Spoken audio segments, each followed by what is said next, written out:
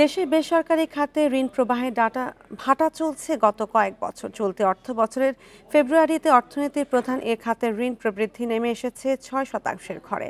ফেব্রুয়ারি শেষে বেসরকারি খাতের ঋণ প্রবৃদ্ধি হয়েছে 6.82%। বান্ডেল থাকলে প্রতি সেনমানিতে টাকা বাঁচবে। বিকাশ সেনমানি বান্ডেল কিনে জিতুন প্রতি লেনদেনে। চলতি অর্থ বছরের ঘোষিত মুদ্রানীতিতে 9.8% প্রবৃদ্ধির লক্ষ্য নির্ধারণ করা হয়েছে। জানুয়ারিতেও বেসরকারি খাতে ঋণ প্রবৃদ্ধি ছিল 7.15%। বাংলাদেশ ব্যাংকের তথ্য পর্যালোচনা করে দেখা যায়, ফেব্রুয়ারিতে বেসরকারি খাতের ঋণ প্রবৃদ্ধির হার গত 21 বছরের মধ্যে সর্বনিম্ন। সর্বশেষ 2004 সালের ফেব্রুয়ারিতে এ খাতে ঋণ প্রবৃদ্ধি 6.82%-এর নিচে নেমেছিল। দেশের বেসরকারি খাতে নতুন বিনিয়োগ প্রায় নেই। আবার ব্যাংক খাত থেকে ভুয়া কোম্পানি তৈরি করে অর্থ লোপাটের প্রক্রিয়াও বন্ধ হওয়ার বেসরকারি খাতে ঋণ প্রবৃদ্ধি এত কম।